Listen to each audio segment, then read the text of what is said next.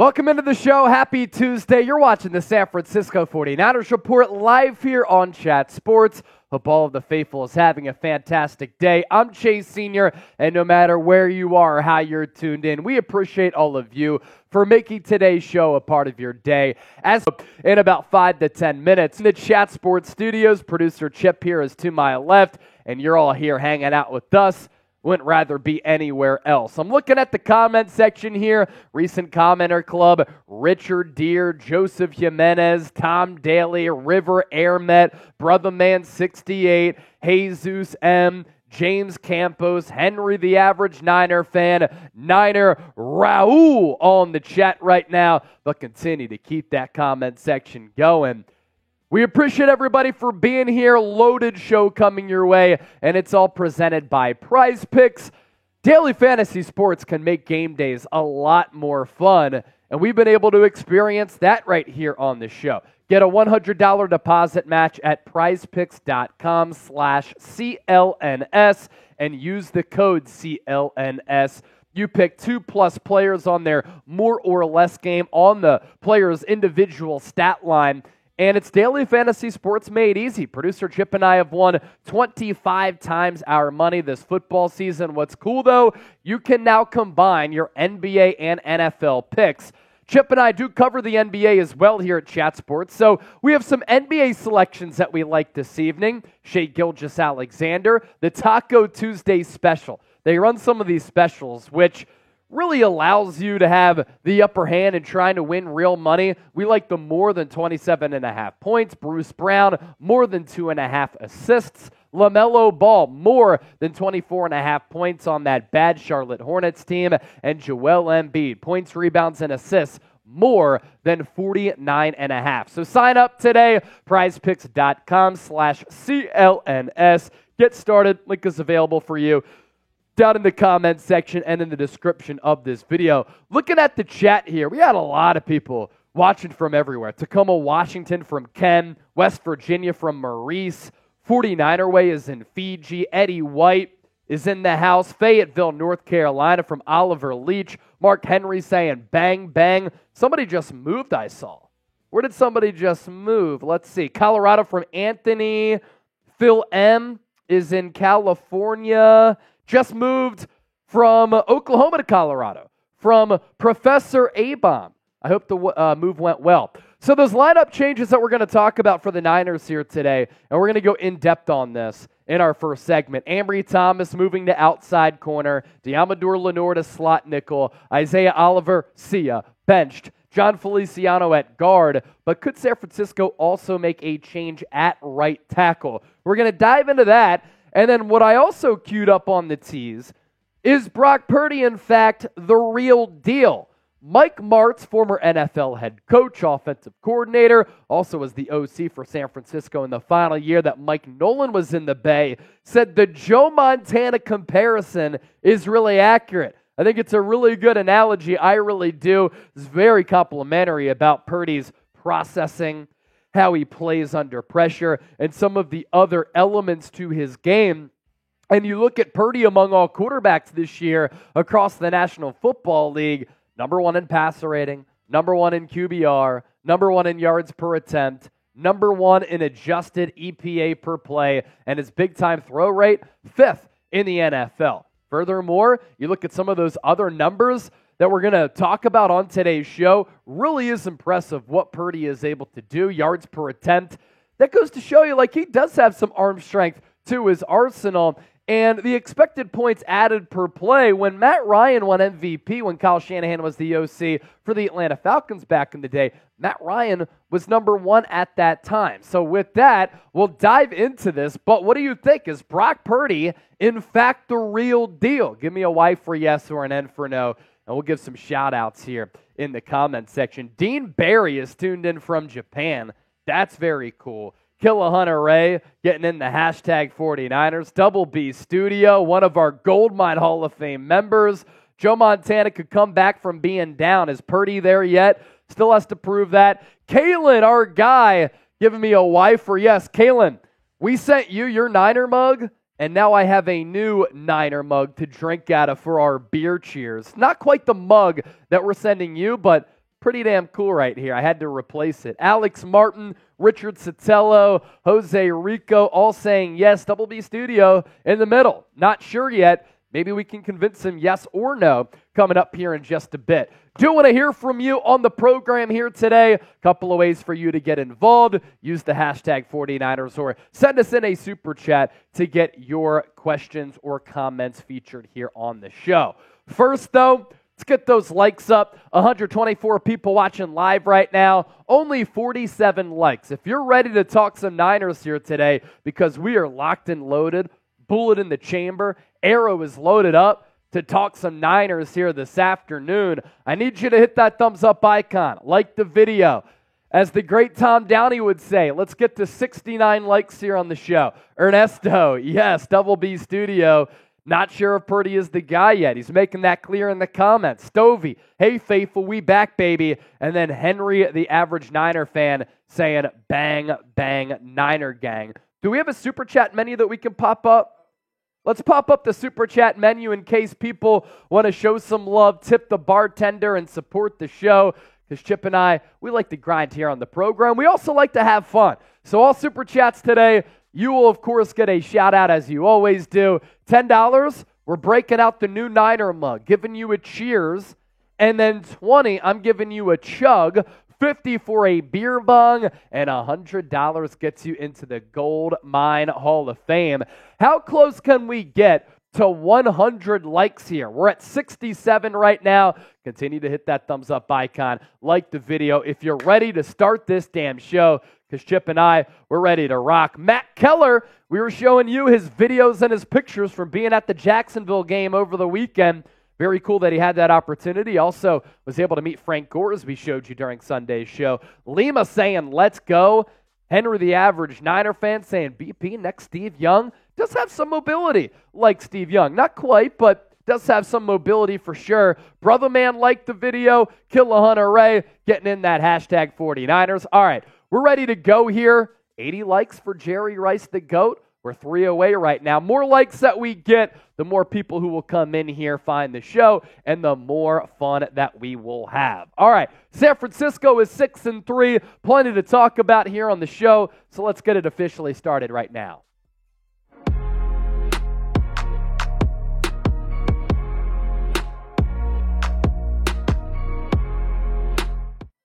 So heading into Sunday's game at Levi Stadium against the Tampa Bay Buccaneers, the Niners sitting pretty right now. Number 3 seed in the NFC with a lot to play on this Niners schedule. But could they be making some key roster moves and really working off of some of the adjustments that they made in that most impressive all-around win of the season against the Jacksonville Jaguars? San Francisco making those adjustments against Jacksonville, and we were able to see the benefits of them. So really, that's what we're breaking down on today's show, and we want to pose this question and really look at it from this standpoint. Are those changes going to be permanent? We have numbers to get to. Quotes from head coach Kyle Shanahan, don't you dare go anywhere. If you haven't subscribed, do so right now, by the way. We're up past 100,000 subscribers. We surpassed that milestone last week, but we're not settling for that. Let's continue to grow the program here and hit that sub button if you want daily Niners coverage. So the lineup changes that I want to get to on today's show. There were a lot of them that took place coming out of the bye week for San Francisco. Ambry Thomas moved to outside cornerback. Deommodore Lenoir went from the outside to slot nickel. Isaiah Oliver got yanked and benched. John Feliciano started at left guard in place of Aaron Banks, who is injured. And could we also see a change at right tackle? We're talking about all 5 of these coming up here on the program here today. And you have to start with this grouping to begin. Changes at the cornerback position. Deommodore Lenoir to the slot, as I mentioned, with Ambry Thomas sliding to the outside. Isaiah Oliver, our eyes are not subjected to seeing him get toasted every single time that he gets targeted. And could this be the new look secondary moving forward in the 2023 season? You had Ambry Thomas at left corner. You had Deommodore Lenoir in the slot, Talanoa Hufanga and Tashawn Gibson manning the 2 safety positions, and then Charvarius Mooney-Ward, he was the other outside cornerback. And Kyle Shanahan had this to say about his defensive back setup. I thought they did well. I thought Deommodore Lenoir flew around, made a number of plays in that nickel spot. I thought Ambry had some real good plays too, especially the turnover causing that fumble. He would have had a touchdown if it wasn't for a couple of people, not including myself, coming onto the field. But I was real happy with those guys, and hopefully they'll continue to get better. Now, we segue to the question that we posed just moments ago. Are these changes going to be permanent? It certainly worked against Jacksonville because, as I alluded to a little bit ago, I do think that this Niners performance against the Jags, the most all-around performance that we've seen from this football team this year, even better than that performance that we saw on Sunday Night Football against the Dallas Cowboys. But we showed you that secondary. And we want to hear from you down in the comments section here. Treat it like a Sports Talk Radio call-in line. Should that be the permanent secondary for this club? Y for yes or N for no? Feel free to be bold about it and share your opinions in the comments section. Today's show is sponsored by Prize Picks. $100 deposit match if you head to prizepicks.com/CLNS. This is the largest independently run daily fantasy sports app in North America, and it's the only app that you should be using if you're into DFS. Producer Chip and I have won 25 times our money during this football season. You pick 2+ players. You choose more or less on their projected stat lines, and some of the plays that we like on Tuesday night, NBA action, a little bit early in the NFL week. Shai Gilgeous-Alexander, the Taco Tuesday special, more than 27.5 points per game. Bruce Brown, more than 2.5 assists. LaMelo Ball, more than 24.5 points. And Joel Embiid, if he suits up for the Sixers, more than 49.5 points, rebounds, and assists. He's been playing at an MVP level. Sign up today. Easy and exciting daily fantasy. PrizePicks.com/CLNS. Let's continue this conversation here. Are those changes permanent for the Niners? Let's hear from the head coach in Kyle Shanahan. He's the one who makes a lot of these decisions. And he said this about the secondary on top of what he just said. I mean, we don't think anything long-term. It's always week to week, so I liked how it went last week. We'll see when we watch the film here for these next 48 hours what we think the best is on Wednesday. I know there was at least one play in that game, maybe two, where Demo had to come out. Isaiah Oliver went right in, didn't miss a beat. I think Isaiah played some real good ball for us this year too, so we've got some options. It all depends on who we're playing, and we'll see how this settles, but we're looking into it each week. For Kyle Shanahan to say that he thinks Isaiah Oliver has played good ball, he's just lying to us. Against the run, maybe. Doing his job against the pass, not at all. But Ambry Thomas against the Jacksonville Jaguars did do his job.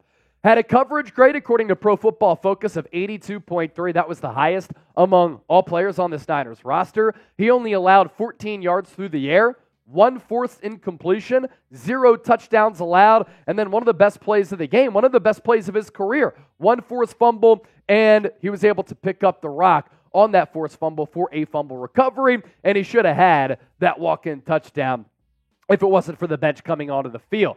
And why I said that about Isaiah Oliver and Kyle Shanahan's remarks about him, he is a problem for this football team. 4 games before getting benched by defensive coordinator Steve Wilks coming out of the bye, he had allowed a completion rate of 100%, targeted 8 times, gave up 8 catches, 71 yards and 2 touchdowns. His season completion percentage given up, 35 of 40, 87.5%, second worst among all corners in the NFL. Now, of course, with the secondary, if the pass rush is playing like it did against Jacksonville, that's a huge boost because Trevor Lawrence didn't have time to go through his progressions and pick apart that secondary. But if the secondary also increases its play and the talent back there is better, even a better result for this Niners defense. From defense to offense. Let's talk about this offensive line here. John Feliciano started at left guard in place of Aaron Banks. Out a couple of weeks because of that turf toe injury. Shanahan said San Francisco was already thinking about playing the longtime veteran who's played a lot throughout his career. Buffalo Bills, New York Giants, at center and at guard. And now the question becomes, will Feliciano, once Aaron Banks comes back to supplant him at left guard, to take over his spot once again, replace Spencer Burford at right guard? There have been massive problems on the right side of the offensive line of scrimmage for this Niners team here in 2023. Spencer Burford, the right guard, has been penalized 7 times. That's the second most among all guards in the NFL. And Burford, as well as Colton McKivitz, have allowed 45% of the Niners' pressures as a team this year just on the right side of the line of scrimmage. And Jon Feliciano fared very well against a very solid Jacksonville defensive line. Had an overall Pro Football Focus grade of 81.7, a pass blocking grade of 81.2. League average, by the way, is 70. A run blocking grade of 76.7. That was the highest overall grade for a Niners guard among all guards who have played for this team this year during this season. Now, the issue with right tackle, if you want to bench Colton McKivitz, he's also injured right now. According to Kyle Shanahan, he got rolled up on, so he's dealing with a knee and ankle injury. If you want to bench him, who takes that spot? And the Niners don't really have a lot of options to take that spot. Colton McKivitz's replacements would either be Jalen Moore, who filled in nicely for Trent Williams when he was out with that ankle injury, or Matt Pryor, a longtime veteran who can only really play right tackle. So positionally, Matt Pryor makes sense. Talent and upside, Jalen Moore makes sense. But at Western Michigan and with the Niners, he's primarily played on the left side. So making that pivot over to the right side is not easy at all. But Kyle Shanahan did not rule that out, that maybe Jalen Moore could get in some reps at right tackle if McKivitz is unable to go. You have to think at this point, benching McKivitz is a reality because he's been awful this year, and you have to get better in protecting Brock Purdy, but also impacting this ground game as well. If you're still rocking with us on today's show, I want you to give me a real one down below. As always, we appreciate your support of the San Francisco 49ers Report, passing along all types of analysis and stats on today's show. And if you enjoyed it, let us know. If we can get better, let us know in the comments as well. All right, Double B Studio with the $5 Super Chat. If Purdy wins the Super Bowl, I'll call him Montana Jr. If he wins 5 Super Bowls, I'll call him Montana Sr. for passing Joe's 4 wins. Look, it's way too early to say that Brock Purdy is going to overtake Joe Montana, but does he have accuracy and anticipatory skills that made Joe Montana great? For sure, and we have a segment coming up next on Brock Purdy, so I don't want to talk too much about that, but Double B Studio, stay tapped in because we're about to kind of cover the subject matter right here. Gene Washington, a $20 Super Chat. I love this show. Watching you guys have truly helped me through some crying days of my life. Wow, bang, bang, Niner gang. Gene, so happy that we can be here for you.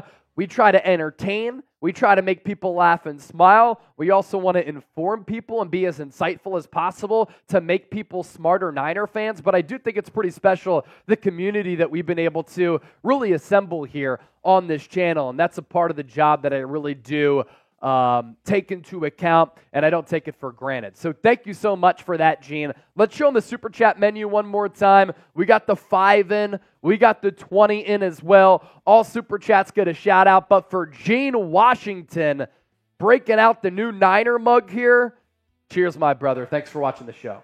Let's go, Gene. Let's go, Gene. Shout out, Gene. Shout out, Double B Studio. So all Super Chats get a shout out. 10 for a Niner mug cheers.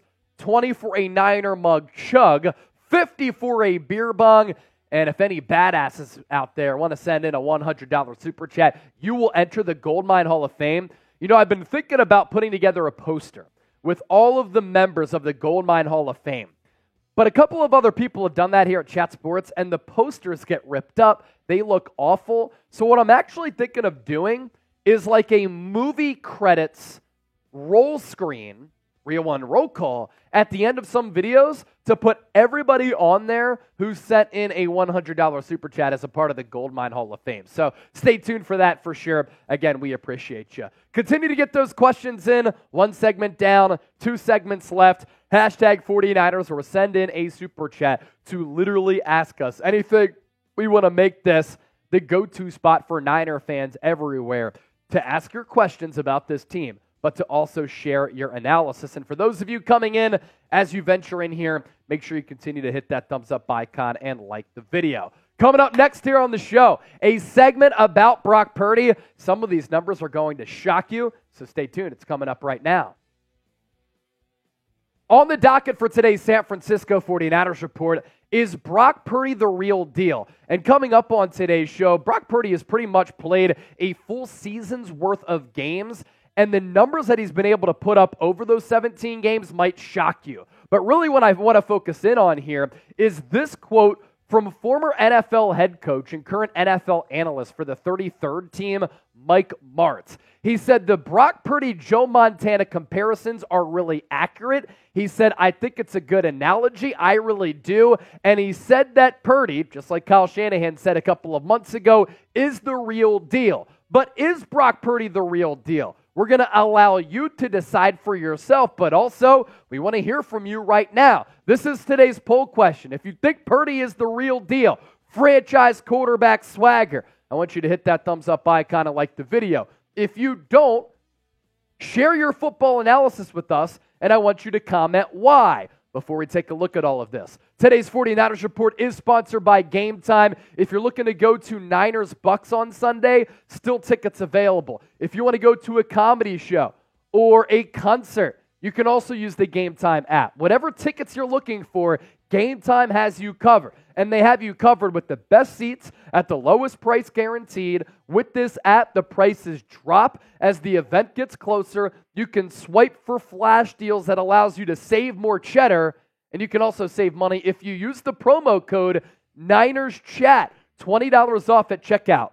What I love about this app and what I want from my apps on my phone, a positive user experience. I get that with Game Time. For instance, if I want to go to Niners-Bucks, I got to do a watch party, but I'd love to go. I know where I'll be sitting and what I'll be looking at from Levi's Stadium. That's the list view. You can also take a look at the map view. Price points for where you'll be sitting on the specific yard line. So once again, code NinersChat. We'll put that link down below in the comment section as well as in the description of this video. We appreciate Game Time for supporting the program here today. Get signed up. The app is free, and then when you purchase your tickets, all you have to do is plug in that promo code to get $20 off. So let's circle back to this quote from Mike Martz. And he said this after what was a very efficient game for quarterback Brock Purdy against Jacksonville on Sunday, in which he was making throws at all three levels of the field and threw for 3 touchdowns and was carving up that Jacksonville secondary. He said the Joe Montana thing is really accurate. Now keep in mind, Mike Martz is about 70 years old right now. He came up watching Joe Montana. He was coaching some of those greatest shows on turf teams with the St. Louis Rams at the time, with Kurt Warner, Isaac Bruce, Torrey Holt, Marshall Faulk. The Joe Montana thing is really accurate. I think it's a good analogy. Now, a lot of you are probably asking yourselves, who the hell is Mike Martz? Super Bowl winning, Rams offensive coordinator, Rams head coach from 2000 to 2005. A lot of success with that organization. A career record as a head coach of 53-32, and he does have some ties to the Niners organization. He was San Francisco's offensive coordinator in 2008. That was the last year under head coach Mike Nolan. Now, to kind of set the foundation for what Purdy has been able to do this year, these are some of the general stats, and then we'll go in more depth with some of the other numbers here just around the corner. Purdy is 6-3. He's completing nearly 69% of his passes. He's thrown for 15 touchdowns and 5 interceptions, an NFL best 9.3 yards per attempt. That obviously is helped out by some of the Yak Kings on this Niners roster, but I'd say that Brock Purdy's arm strength is definitely underrated, and he can target and has had a lot of success in targeting the intermediate area of the field. 10 to 19 yards, but as we saw with that touchdown throw to George Kittle on Sunday, with some of the other deep balls that he's thrown, Brock Purdy can throw off platform, and he can make plays downfield better than any quarterback that Kyle Shanahan has had for this Niners organization. Purdy among all quarterbacks this year. He is number 1 in passer rating. He is number 1 in QBR. He is number 1 in yards per attempt. His adjusted EPA per play, also number 1. His big-time throw rate, number 5 among all quarterbacks in the NFL. We're not done. In fact, not even close to it. Completion percentage, number 7 in the National Football League. His passer rating under pressure, Some of the best quarterbacks make the biggest of throws when they're under siege.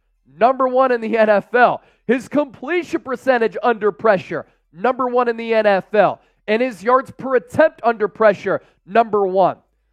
This doesn't show up oftentimes on the stat sheet. It doesn't show up on the box score. When you look at Brock Purdy, he doesn't have the size of Josh Allen, who's throwing picks and is reckless with the football and can't even hand the football off to his running backs right now. He doesn't have that size or that arm strength. But sometimes those attributes are overrated. Sometimes these things, that's what elite quarterbacks do. And these are the attributes that you want in a franchise quarterback. Now, I know a lot of you are also saying, but what about the interceptions? Brock Purdy threw a bunch of them, especially during that 3-game losing streak. What about all of the turnover-worthy plays? There are only 5 qualifying quarterbacks who have started 5 games or more who have thrown fewer interceptions. Derek Carr, Deshaun Watson, both of whom have missed time. Russell Wilson, who's having a really good year, good win on Monday Night Football on the road against Buffalo. Kenny Pickett, who seems scared to throw the ball in that system.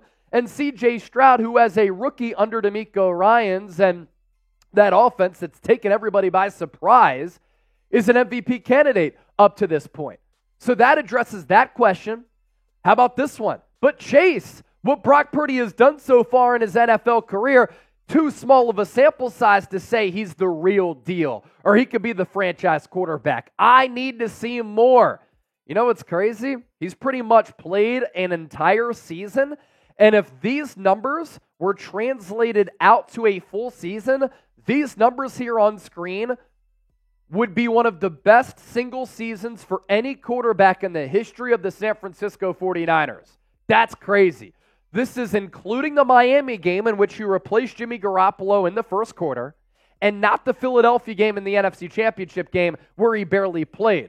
Brock Purdy, in 17 games, this is a full season, and nowadays NFL, 68% completion percentage. He's thrown for 4,100 plus yards, 31 touchdowns to 8 picks. You kidding me? Those are excellent numbers right there. Yards per attempt at 8.9 and a rating of 110.6. A couple of other seasons come to mind when you think about efficient seasons from quarterbacks in the history of this illustrious organization. 1981, that was Joe Montana's first full season as a quarterback. Here's how he fared, and here's how Purdy's numbers compare to him. 13-3, 63.7% completion percentage, 19 touchdowns, 12 picks, yards per attempt at 9.3. That's almost 2 yards less than Brock Purdy. Yes, the NFL game at that point was a little bit different, but that's how Montana fared in his first full season. And the Purdy full season numbers, like I said, would be one of the best for a Niners quarterback ever. I guess I should have phrased it differently. That was comparing Joe Montana's first full season to Purdy's first full season. We showed you the Purdy numbers. We showed you the Montana numbers. Now we're going to take a look at some of the best single seasons for any Niners quarterback ever. And it was Steve Young in 1994, and it was also Joe Montana a little bit before that. So now let's take a look at those numbers. My bad if I confused you. Forgive me. In 1994, Steve Young won NFL MVP. Here's how he fared. 13-3. 70% completion percentage, which is a little bit higher than what Brock Purdy has done so far. 35 touchdowns and 10 picks, about the same. Threw for less yards than Brock Purdy, and his yards per attempt at 7.3. So that was one of the more efficient seasons in the history of the Niners. This was as well 5 years earlier in 1989 with Joe Montana. That year, he also won MVP when he won back-to-back MVPs. He was 11-2. Completion percentage of 70%. By the way, Montana and Steve Young led the NFL in these 2 seasons in completion percentage. 26 touchdowns to 8 picks, 3,500 yards, and yards per attempt at 6.7. What Purdy has done so far, better numbers than Montana, and almost better numbers than what Steve Young has been able to do. So you go back to the question, right? Is Brock Purdy for real? The real deal. The jury is still out. But he's off to a pretty damn good start right now. Is he the next Joe Montana? That's a little bit rich for me. But what pops about Brock is also what separated Joe Cool back in the day. It's the accuracy. It's the anticipation. It's the athleticism. It's the poise. Underrated arm strength, where he has this ability to throw the ball downfield. When you look at him, he's not the most massive quarterback in stature, nor was Joe Montana. But it's not like Tom Brady was this freakish athlete either. Sometimes it comes down to high-level quarterbacking. And Brock Purdy has those types of quarterback instincts and attributes. And you look at some of these in-depth numbers, right? Purdy is very poised when he's under pressure. He was pressured a career high. 50% of his dropbacks against the Jags, he threw for a career high, 143 yards when pressured, 8 of 12 with 2 touchdowns. He now has 8 touchdowns and 1 pick when pressured in his career. Again, that's big boy quarterbacking play. Now, if you want to contact me about this segment or about anything, I'm also into health and wellness. I go on runs every day. Shout out to my boy Wes. He reaches out to me a lot. X, Instagram, email, all of my contact information is here. Let's chop it up to talk Niners. Let's chop it up to talk life. I also cover the NBA, college football, and Major League Baseball here at Chat Sports. Bruce Kuhn, a $5 super chat. We need to fix the offensive line badly before the playoffs, or we are cooked. Yes, even with an elite defense, Brock needs better protection. I don't understand that. I don't understand it either.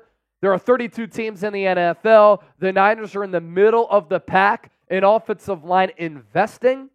They had an opportunity to draft a right guard, draft a right tackle in the 3rd round. They went with Cam Latu, who wouldn't have made this football team if it wasn't for his injury. They put him on a season-ending IR, and they drafted a kicker in the 3rd round. So, Bruce, I don't get it either. We'll go more in depth on this during our mailbag here coming up in a bit. So Bruce Kuhn sent in that 5. Like I said, all super chats get a shout out. Everybody who donates to the show, we love you. We appreciate you. $10 for a Niner mug cheers, $20 for a mug chug, $50 for a beer bong, and $100 gets you into the Gold Mine Hall of Fame.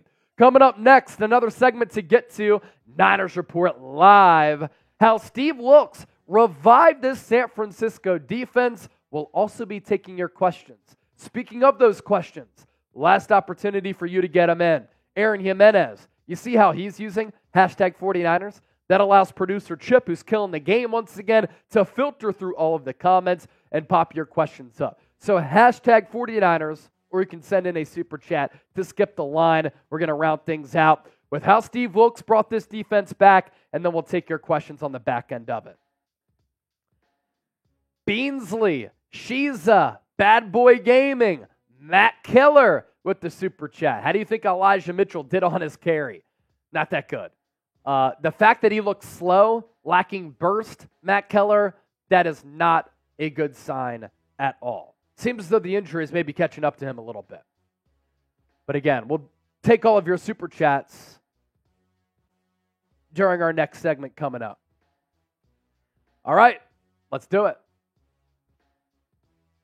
This is the San Francisco 49ers Report, and today's show is presented by Manscaped. 20% off and free shipping at manscaped.com/49ers. Use the promo code 49ers. We're going to tell you about the brand new Lawnmower 5.0 Ultra coming up here in just a bit. We're going to take some of your questions from our loyal subscribers on the back end of today's show, so stay tuned for that if you're a real one. But I want to begin with this. How did Steve Wilks revive this defense? How did he bring this defense back to have them putting forward their best game on tape so far this season? The key defensive numbers that I want to hone in on here to start the show: San Francisco against Jacksonville, able to force 4 turnovers. They gave the ball away 0 times on the offensive end. That'll immediately vault you to a victory most times in the National Football League. San Francisco finally able to get home and sack the quarterback.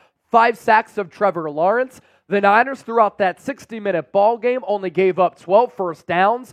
Only 2 of them came on the ground. Jacksonville was 4 of 12 on 3rd down conversions, as Trevor Lawrence barely had any time to play because he was under pressure throughout the afternoon. This Niners team gave up just 221 total yards to Jacksonville's offense. The Jaguars' yard per play, 4.1. San Francisco entered with the 26th ranked rushing defense. They only surrendered 59 rushing yards on the ground. Jacksonville, when they got inside the red zone, usually this year they've been really good. They went 0 of 2 against this Niners defense, and San Francisco able to muster just gave up 3 points on the scoreboard against what was a Jags team that was rolling with plenty of talent, having won 5 games in a row, and now they look to do the same this week against the Tampa Bay Buccaneers. So how did Steve Wilks have this defense firing on all cylinders? First of all, I think the acquisition of Chase Young made an immediate impact. He made this Niners defensive line a little bit more difficult to defend, and he allowed other players to get one-on-one opportunities. Now, Javon Hargrave did get triple-teamed a couple of times, but he had some one-on-one looks. So too did Nick Bosa, Eric Armstead, Clelin Ferrell, as well as Randy Gregory. The versatility of that unit and the overall talent won out throughout the course of the game. And just with the size, the stature, the athleticism, and the ability that Chase Young has, that's how the look of this Niners defense changed with number 92 on the field. Pretty cool to see Young on the back of a Niner uniform once again as well. Next up, Javon Hargrave was unlocked, and I think that Chase Young's role and his presence on the defense helped that, but Hargrave had by far his best game in a Niner uniform. Had a couple of sacks, had multiple quarterback pressures. He forced an interception by collapsing the pocket. That's the player that the Niners thought that they were getting when they signed him to a 4-year, $84 million contract in NFL free agency. And part of this conversation is coaching, but it's also the players showing up. But I thought that Steve Wilks, compared to every single game in that 3-game losing streak, put his players in a position to succeed. That included Young. That included Hargrave. That included Nick Bosa as well. And those players took advantage of those opportunities, and they played up to their caliber. Nick Bosa looked like the reigning defensive player of the year. Less stunts, less twists, just let Bosa eat, and he did that. I also really like this wrinkle from defensive coordinator Steve Wilks. We saw a lot of 5-man fronts, and that caused a lot of disruption as well as confusion. There was a clip that leaked on social media of Fred Warner calling out what the Jags were going to do. And he said, they don't know what they're doing. And an offensive line responded and was caught on a hot mic saying, you're right, we don't. And Steve Wilks, I thought, did a really good job of mixing those defensive looks, both with the defensive line, but also the coverage. And that's why Trevor Lawrence, when he dropped back, yes, he was getting pressure. He didn't have a ton of time to throw on some of those plays. But those looks and the complexities of it really confused him, forcing him to hold on to the football, and that's why that pass rush got home. You look at the sack numbers for the Niners against the Jags. Hargrave, according to PFF, he had a couple. They don't count half sacks, but a sack and a half officially in the NFL books. Nick Bosa had a sack and a half. Clelin Ferrell continues to be a very solid backup defensive lineman. He had a sack. Chase Young had that half sack on the play where Bosa had a half sack and took the ball away from Lawrence. And then Eric Armstead, first drive of the game, started it with the boom, forced that Jags 3-and-out with his half sack there as well. The coverages that Wilks schemed up worked. And a good indication of that is when Lawrence dropped back, he went to his first read, oh shoot, nothing there. Second read, nothing there. Third read, nothing there. And by the time he was able to go through his progressions, Chase Young, Nick Bosa, they're right in his face. So that's a good job by Wilks of making an adjustment, because against Minnesota, against Cincinnati, things were way too easy. Opposing quarterbacks in Kirk Cousins and Joe Burrow, they knew where to go with the football right away. And if the first read wasn't there, they were firing to that second read. And the Niners weren't even close to some of the receivers in the secondary too. So the coverage schemes certainly worked to the Niners' benefit. And then there were some personnel adjustments that we saw take place, in particular in that secondary. Ambry Thomas to the outside, him and Charvarius Ward were the outside corners, and then Deommodore Lenoir moved into the slot. Bye-bye Isaiah Oliver, who in his previous 4 games allowed a completion rate of 100%. You took a bad player off the field in Isaiah Oliver, you replaced him with a better player in Deommodore Lenoir, and as part of that, Ambry Thomas had to play better on the outside. He showed up. He did. And I thought it was a really cool moment when Steve Wilks and Ambry Thomas embraced. They were fired up. And it almost looked as though Thomas was like, I told you, you play me, I'm going to deliver, I'm going to make plays for you. And Steve Wilks is like, yes, young man, that's what we've been waiting to see. Now, the issue with Ambry Thomas has been Jekyll and Hyde play. Can he continue to play at a consistent rate the rest of the year instead of just one flash game? Hopefully. If that happens, Niners defense is better off because of it. Steve Wilks, lastly, moved down to the sideline. Look, everybody wanted to shoot this down as not a big deal. And it's not as big of a deal as some people make it out to be. But why is it that the Niners defense during that 3-game losing streak was awful? The communication looked porous. The defense looked hesitant and unsure of themselves. They looked slow. But then they come off of the bye week and they were moving around, flying around the football field. They were not second-guessing themselves. And the scheme put the players in a position to have success. And I just always think that face-to-face communication is better than text message communication. It's better than phone communication. And in a football sense, it's better than relaying information through a headset. Is Steve Wilks off the hot seat after this Jaguars game? We'll see what he's able to cook up against a Bucs team that also has some weapons with Baker Mayfield playing solid ball. Give me a yes, give me a no, or it's too early for that. Your question's coming up, but first, the 49ers Report is presented by Manscaped. 20% off and free shipping at manscaped.com/49ers. Promo code 49ers. Let's tell you about the brand new Lawnmower 5.0.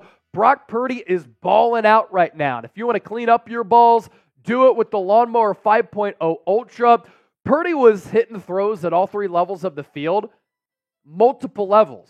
Well, the Lawnmower 5.0 Ultra has multiple interchangeable blades. Brock Purdy kept the ball out of harm's way. Your balls will be out of harm's way with the Safeguard technology from the Lawnmower 5.0 Ultra. It's a brand new product. I've been able to try it out. It's worked out for me. Chip has as well. See for yourself at manscaped.com/49ers. On sale right now, 20% off, $79.99. What I also love about this, the stamina that it has. Like Christian McCaffrey so far this year. And a battery life that lasts a really long time. All that information for you hanging out in the comment section and in the description of this video. Now to your questions and your analysis, because this is a great go-to spot for the faithful to interact and talk some ball. Bruce Kuhn, $5 super chat. Thank you so much for that. We need to fix the offensive line badly before the playoffs or we are cooked. Yes, even with an elite defense, Brock needs better protection. I don't understand that. I agree. When you play a team like the Philadelphia Eagles, who you could see in the 2nd or 3rd round, when you play a team like the Dallas Cowboys, who you could see in the 1st or 2nd round, when you're set to face a Seattle team twice in 3 weeks, they brought in Leonard Williams. They acquired Frank Clark. They have good defensive lines, and quality teams will have good defensive lines.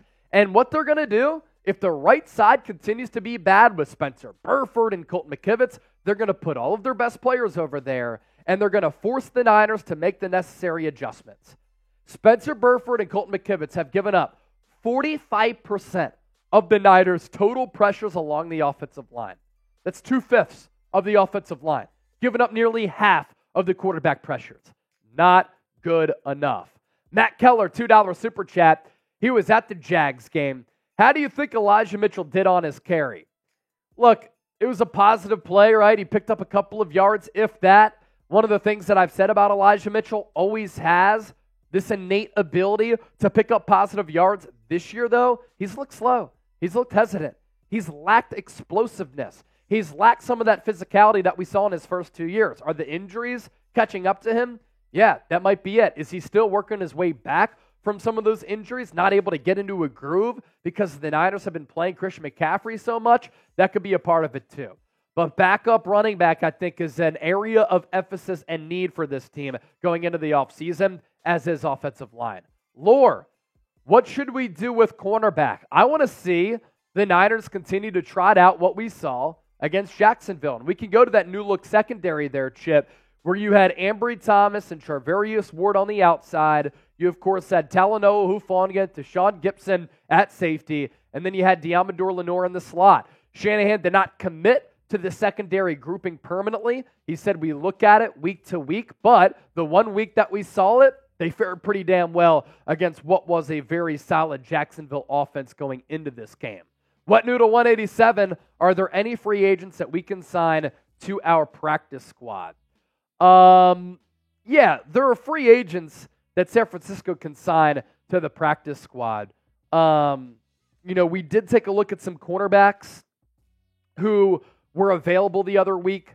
We took a look at some other players who were available. I'm looking at the top players available: Lyle Collins, offensive lineman; Desmond King, cornerback; Jarvis Landry, wide receiver; Matt Ioannidis, shout out to Temple, defensive lineman; Marquez Callaway, Kenny Galladay, wide receiver; Casey Hayward, cornerback; Greedy Williams, cornerback; Melvin Ingram, Carlos Dunlap, Chandler Jones, who has kind of gone wonky at edge rusher; Akeem Hicks, Taylor Lewan is retired, but still officially listed. Ben Jones, Matt Ryan, Byron Jones. Some players out there, but there's a reason that they're still out there.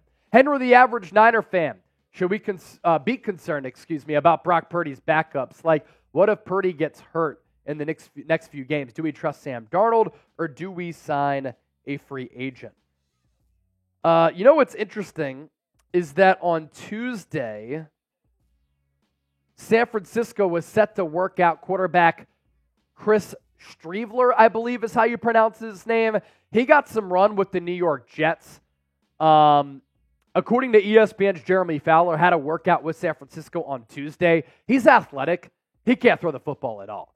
I think that the Niners are pretty confident in Sam Darnold and then Brandon Allen as their number 3. Streveler would more so be a practice squad addition, I think. He's 28 years old. Again, really struggles to throw the football, which to me, that's the most important thing. Sam Darnold has played a lot in this league. Could Shanahan elevate him like he's been able to elevate Purdy, like he elevated Jimmy Garoppolo? Looks good right now because Garoppolo got benched. C.J. Beathard, Nick Mullins, Matt Ryan. Like, Kyle Shanahan has done wonders with quarterback throughout his career. Could he do the same with Sam Darnold? I think they believe so, and Darnold has played a lot, started almost 60 games in his NFL career. The Sentinels football channel, does this team need to get the first-round bye in order to make it to the Super Bowl this year? No, I don't think so. I kind of miss the old format, though, of having the top 2 seeds have that rest week. Puts a lot of pressure on that team that earned the 2 seed to have to play right away in the wild card round. The NFL might be winners in all of this, because if the season were to end today and we might be headed in this direction, it would be Niners-Cowboys round 1 in the wild card round. That would be crazy. Can you imagine the ratings that would do? But I don't think San Francisco needs that first-round bye. In fact, sometimes I think it can help you if you're able to continue that momentum from the regular season right into the playoffs, as long as you're not banged up. So this team can win 3 games in order to get to the Super Bowl. Ernesto, what is the latest injury news? Latest injury news, Colton McKivitz got rolled up on at right tackle, knee and ankle because of that. Trent Williams came out of the game clean. Other than that, San Francisco actually pretty healthy, which is a really good spot to be in for a team that has been top 10 in injury rate under head coach Kyle Shanahan since 2017 when he became head coach. Antonio, why am I still not impressed that they need to clean up the silly penalties? That Thomas touchdown called back will hurt us against elite teams and change the momentum. I mean, can you imagine if that happened in an NFC championship game where the game is close, you thought you had a touchdown, and then it gets wiped out? Good learning experience. I mean, by that time, it was a blowout. But the coaches and the players have to know that after a big play like that, you can't come onto the field. Now, they probably thought that Ambry Thomas was down, but Ambry Thomas knew that he wasn't down. That's why he got up, and then he ran 96 yards. He ran 96 yards for nothing. So you do have to clean up those little things, no doubt. Aaron Jimenez, he's been chiming in a lot over the last couple of weeks. Thank you, AJ. Should we still go for Robbie Gould? I wasn't liking what I saw from Jake Moody. We're not at that point yet, and I think that Jake Moody has been able to redeem himself over the last couple of weeks. If it comes down to a clutch kick in a playoff game, I might shit myself. I'm not even kidding. And Niner fans worldwide probably echo those feelings. If a playoff game comes down to a big kick where Robbie Gould has never missed in his NFL career and Jake Moody misses, all-time miscalculation by this organization to go rookie kicker for a team that has Super Bowl aspirations and use a third-round pick on him when you needed to bulk up that offensive line. That crazed Niners fan, I know Ayuk is amazing, but he's going to be expensive, and I want Greenlaw and Chase Young back. Would trading him or Debo, then you look at the draft, be a good option? Could Travis Hunter be possible? Wow. Travis Hunter's pretty fascinating. My comp for him as a wide receiver is Deshaun Jackson as far as his body type because he's a little bit slight. And then my comp for him as a cornerback is Asante Samuel, a little bit of a gambler who has a knack for intercepting the football, making momentum-changing plays, but he's not going to be a great tackler. Travis Hunter, I think, is a fascinating NFL prospect who can play both ways at the next level, and he's been playing both ways with Colorado at a really high level. I think he might go back to Colorado. There's a lot of buzz that he is going to go back to Boulder.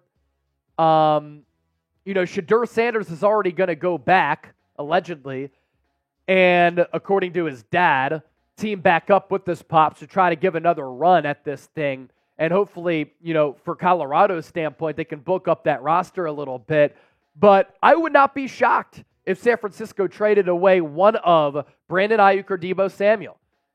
You're paying Debo more than $20 million. Brandon Ayuk is going to demand more than $20 million. Can you afford to pay two wide receivers more than $20 million? And the thought is, if you trade one of them away and then you use a draft pick on a wide receiver in the first or second round, they're going to come at a fraction of the cost. And in this offense, which is wide receiver friendly, when they're not running the football so much, can they be a plug-and-play player? Now, if you miss on that position, that's awful. I'm always a proponent of keeping your core players together, especially young building blocks, so I don't want to see Ayuk or Debo get traded. You can find a way to pull off those salary cap gymnastics and backload that deal. But you're right, Greenlaw's a baller. Chase Young made an immediate impact on this team. But I also believe that San Francisco opened up all that cap space for a reason. Going to be a fascinating offseason, Super Bowl or not, for San Francisco going into 2024. Beansley, our morale and mental parts of our game lack after being down. We really need to improve on teamwork when we are down by more than 2 touchdowns. How do you think that they could? I know that we went over those Kyle Shanahan numbers when down by a field goal or more than a touchdown going into the fourth quarter or in the fourth quarter.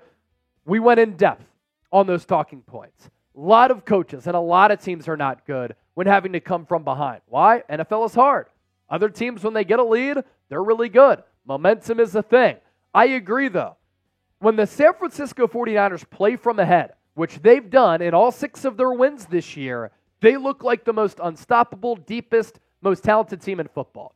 It's a snowball moving downhill during an avalanche. Ain't no stopping it. When they have to come back, though, like they've had to do in all 3 of their losses, they don't look like the same team. They get taken out of their groove to a certain degree. So I agree, Beansley. Got to be better winning some of those grimy games. And when a guy like Fred Warner says as much, I take stock in that. Before we hop on out of here, if you ain't subscribed, you ain't alive. Hit that sub button right now for daily and year-round coverage of the San Francisco 49ers. And as always, thanks for supporting the show and watching us.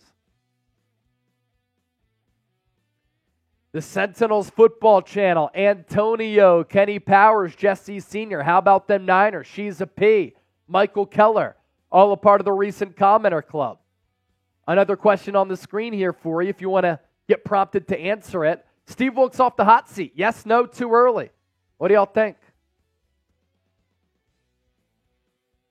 We're going to pop up our 2-minute super chat shot clock, by the way. If we get a super chat, we'll stay live. If not, we're dipping out. Keep us live, baby. Keep us live. Don't make us do work. 2-minute super chat shot clock is on. Val Brooks said too early. What's up, Val? Mean Boy said too early. Aaron Jimenez said yes for now. Hey, things can change in a week in this league. Tom Daly said too early. Wet Noodle, I'll be in Santa Clara at noon. I'm ready for the game. Have fun tailgating, my guy. Send us some pictures, videos. We'll link up and get those on camera during our watch party. Kenny Power supporting the show by liking the video. She's a P. Said too early. Thomas Roman said too early. Victor Wolf said too early as well. 40 seconds into our 2-minute shot clock. You look at our Super Chat menu here. 50 for a beer bong, 100 Goldmine Hall of Fame. Got the beer bong ready to roll right here for a 50. We'll take it down. I already got my run in this morning. 182 on the run streak. Let's get it. Can't be scared. It's 5:30. It's 5:30. It's 5 o'clock somewhere. Lima said a little bit too early. Kenny Power said, Wilkes, cheers. You earned it. 117 on our Super Chat shot clock. If not, we're hopping out. And then we'll be back on Thursday for another live show on a Thirsty Thursday. How about them Niners? Luter, Beal, Womack have had their practice windows opened already. Yes, that happened last week. So 3 weeks, 21 days to elevate them to the active roster. Shonda said it's a little bit too early for Wilkes. Richard Deere, good point. Thinks Wilkes will be fine. Had some growing pains. 10 seconds left on the Super Chat shot clock. Who's going to keep us live?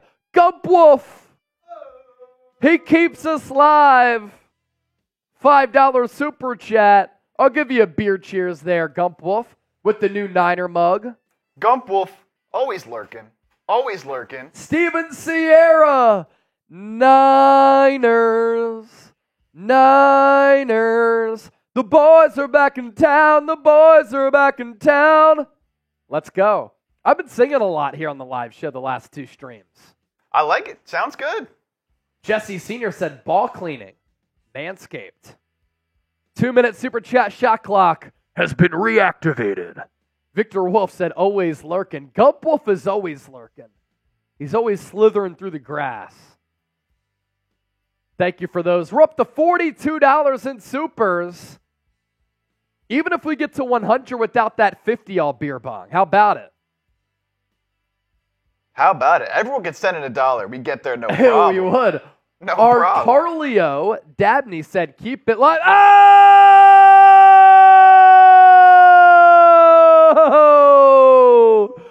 Austin! Austin! Austin! And Austin Scarberry is a first time Super Chatter. Everybody type AS in the chat. AS in the chat. Tom Daly with the 5. Now we're 4 away from $100 in Super Chats. Once we get there, doing the beer bong, then we'll sign off. Tom Daly, Mr. Program. I'm glad they won. My wife gets tired of me pouting all week when we lose. Tom, does your wife know that when you sent me those Niner programs that you included some of the Playboy magazines? He had to get She him out might be of there. relieved and happy that you got rid of those. He had to get him out of there before she found him. Tommy D, appreciate you, man. Appreciate you. 4 away from 100, and then we'll continue to get it popping. Val Brooks, AS with the heart. Gump Wolf, beer bong. Let's go.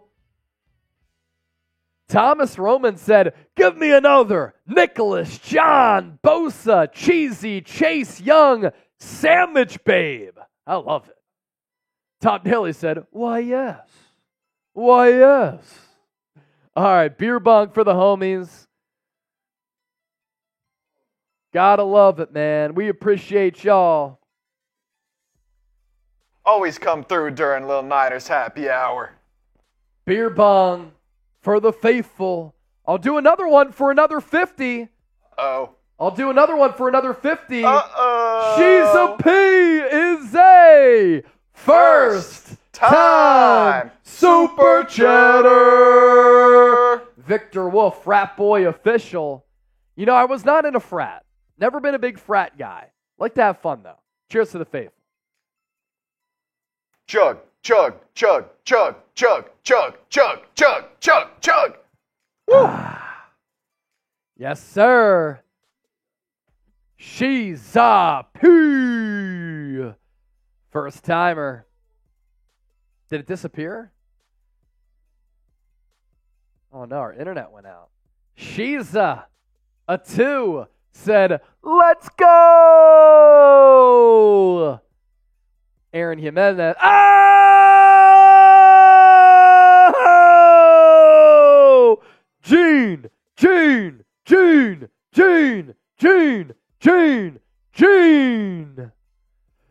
Let's do it again. Let's run it back. Another one.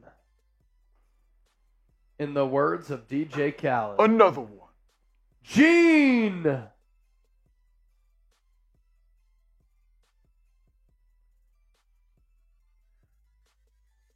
Chug.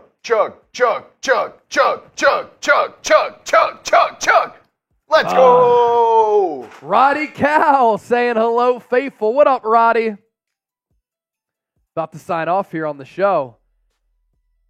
Awesome stuff. It is always fun. For some reason, our internet went out, so we're trying to show those super chats. Shiza and then Gene Washington. Let's do this. Yeah.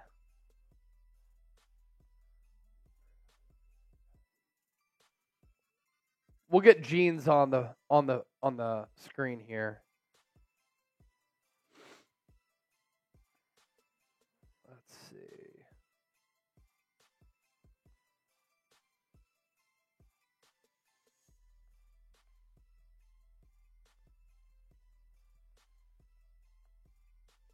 Gene Washington. They call him G-Dub.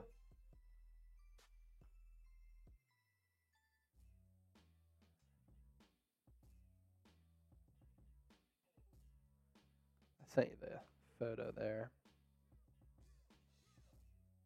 We got it? So she's a P, the deuce. And then Gene. Thank you for the love, Niners family.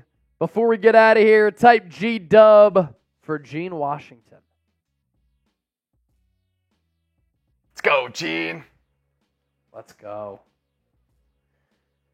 All right, like I said, we will be back on Thursday for another live show. And then we'll be back on Sunday for a watch party. Tom Daly, Victor Wolf, Shiza, Roddy, Val, Corona Guy, Jesse Sr., Steven Sierra, Oliver Leach, Kenny Powers. Type in the G-Dub. Gene, you're the man. Thanks to everybody who tuned in today. Hope you all enjoyed the content. Already put out a video earlier today. Going to put out another video. And then 2 shows coming tomorrow. Then we'll be live on Thursday. For Chip, I'm Chase. The 49ers Report is out. Later.